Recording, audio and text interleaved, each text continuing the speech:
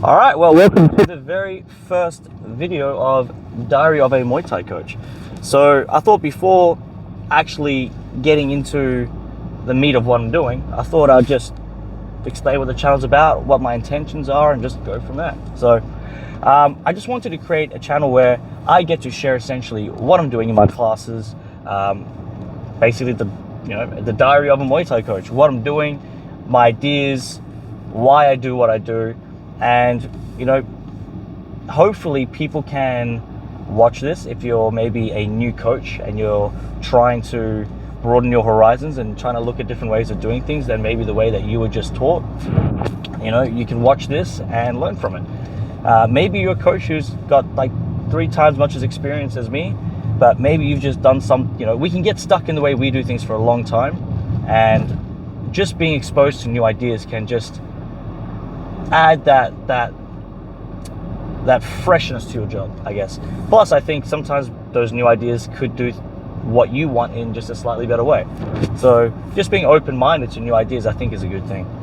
So yeah, I want this video to be something that whether you are a coach, whether you are someone just wanting to find better ways of doing what you're doing, this can be useful for you. So yeah, exciting times. Let's get to it. So what I'm going to do today, I'm going to actually how these videos are going to work is I'm going to have a few different kinds of videos I'm going to do, but this style is going to be me just explaining what I'm going to be doing in my classes, what I'm trying to achieve by what I'm doing, and then I'll show some clips of me doing these actual things, and then from there, after the class is done, just reflect on essentially what happened and how it all went.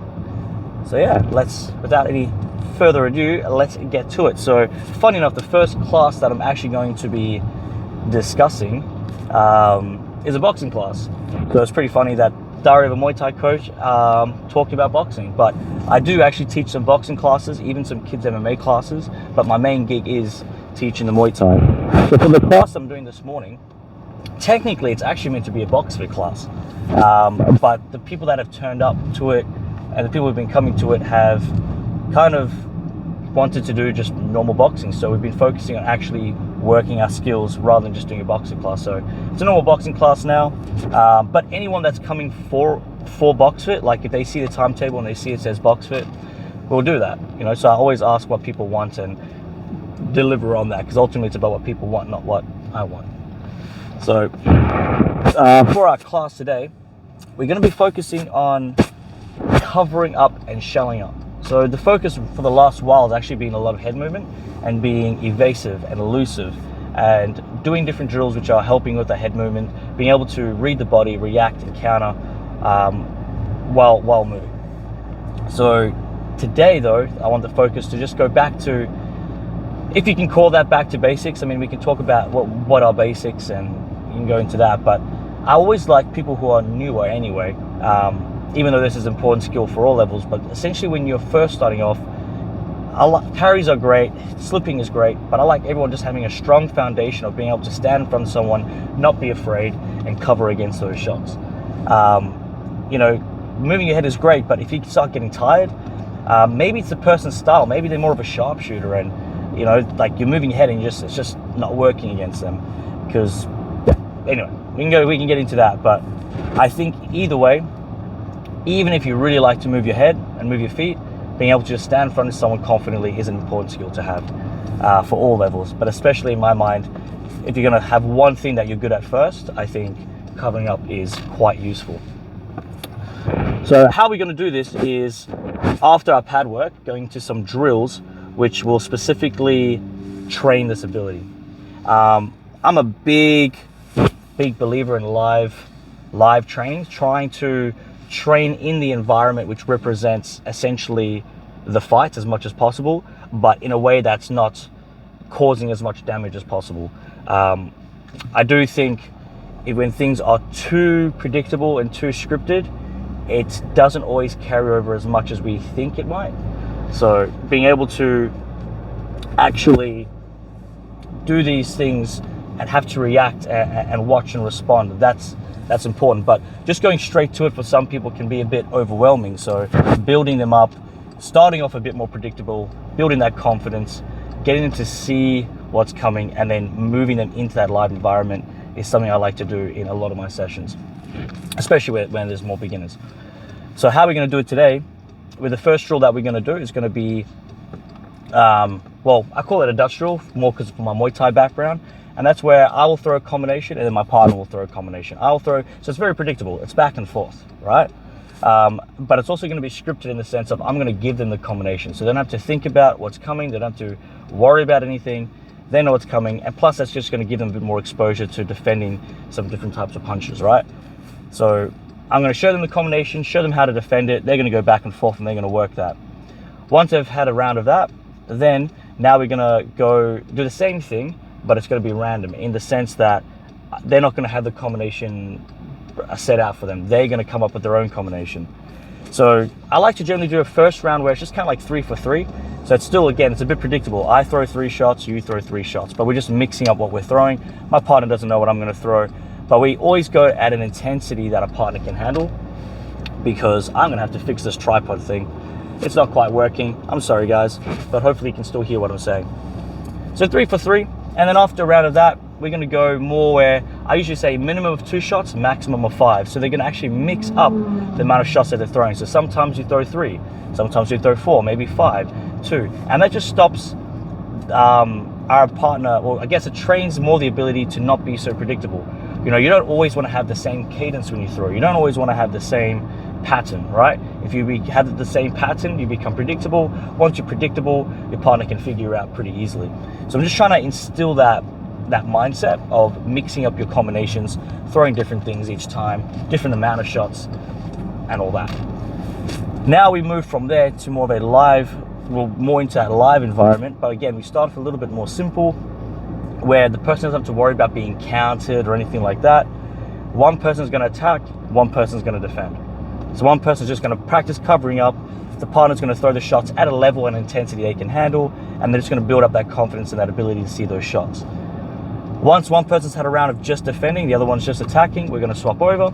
Obviously, with everything I do, as if it's one person having something specific, we'll always swap over. Yay! No, that's not what I want.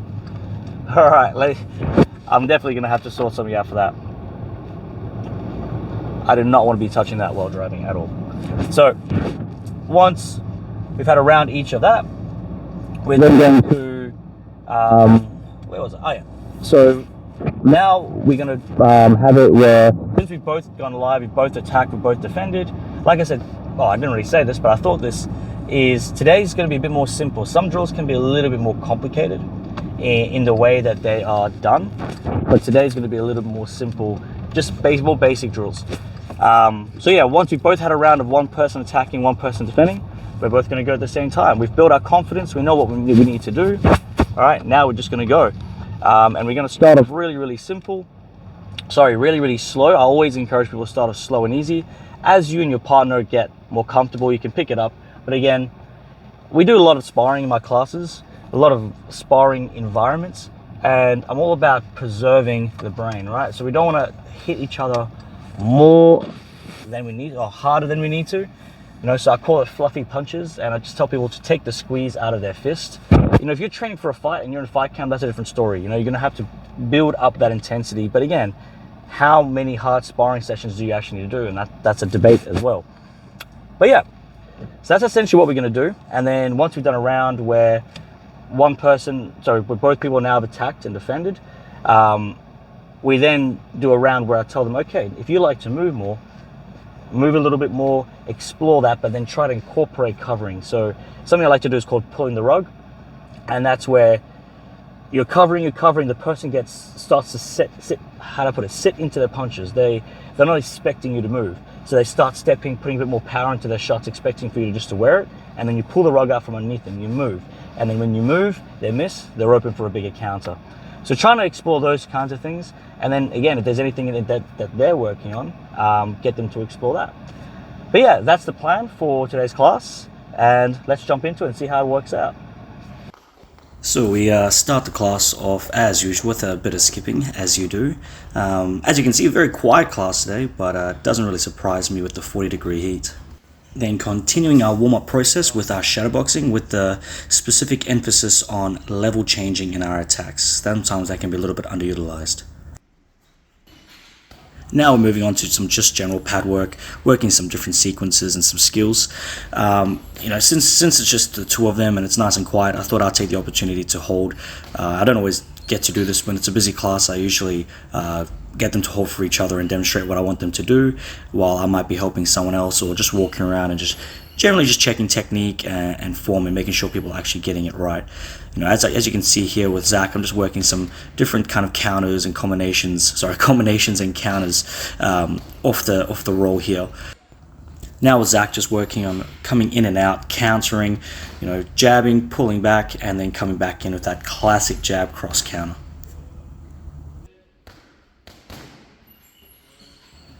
He's nailing it, so I want him just to add an extra level to it and get him to actually pull back after, because he's finishing with the right hand. So pulling back, he could roll, but because he's already springing on those feet, I think pulling back is probably just going to be the easiest here. So now working over here with Marcel, just working again, just a basic combination, double jab, cross, slip, cross. Again, I'm probably going to start adding a layer. We'll see if I'm going to add that's it, working the roll. So again, basic, one of those kind of rules you learn early on is once you finish with the right hand, try to either move your head, get out, or finish with the lead hand. And that's just what we're working here, just basic combinations, covering. Let me see it again. What's it? Cover, slip, cross, hook. I didn't think I got that right. Cover, slip, hook, cross, uppercut. There we go. So finishing with the lead hand. So now we're moving to that first rule that I discussed earlier on, which is the person's covering up. And now we're just trading through with a basic preset combination. So taking turns, we know what's coming. All right, we know what's coming. There's no surprises here. The combination is preset. I just described the combination to them just before the round started. And after the round, now we're going back and forth, but this time there's no preset combination. And I'm just taking a moment just to discuss with them, not taking too long in between these turns. We want to block and then come back in straight away with that next combination. Learning to time and read when the person is done, so that way we can block and then come in straight away. So right as it hits your body, boom, back in. And I'm telling you, I can tell they're getting a bit tired, so if they want, they can move around a little bit in between, but in the moment that shot lands, you come back in. And this time, again, they have to read it. They have to read what shot's coming. They have to cover appropriately. They don't know what's coming. So moving on to the next drill, as I mentioned earlier, now we've got one person who's just freely attacking. So I've got getting myself to freely attack Zach. Zach's just going to work his covering. He's just going to cover up whatever comes at him. And that's pretty much it, just for the whole round. And he's going to react. Right now, he's just covering up tight. I'm probably going to interrupt a little bit later, where I'm going to get him to actually try and relax a little bit and then block as the shot comes, so he's actually reading. Right now he's just walking forward, he's covering up. Yeah, like I said, so now Marcel's going to be doing it.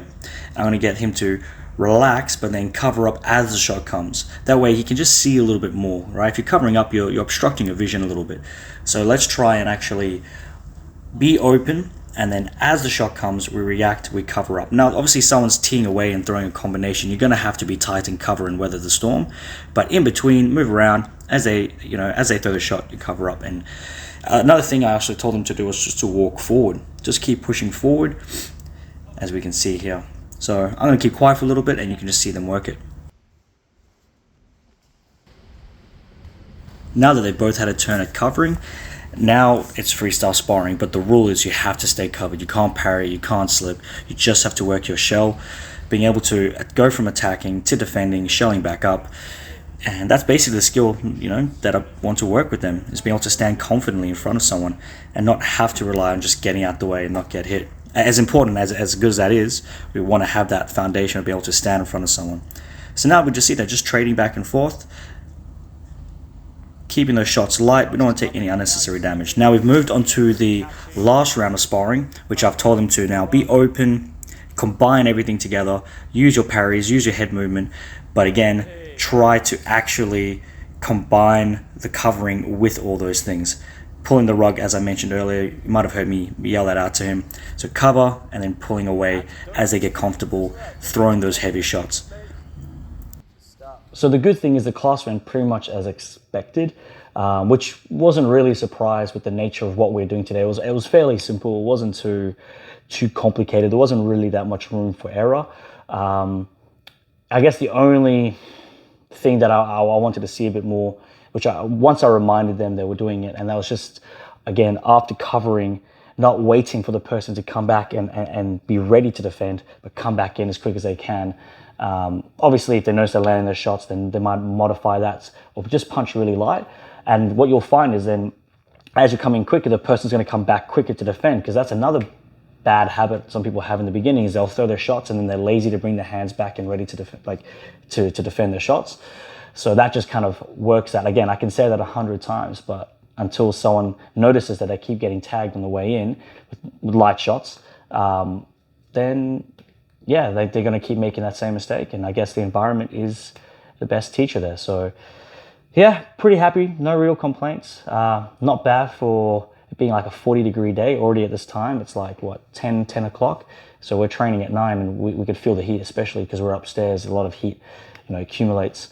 Poor young Zach was struggling and had to push through, but I was proud of him, did a good job. So I will go home now, get a few things done, relax, and then see you guys again for the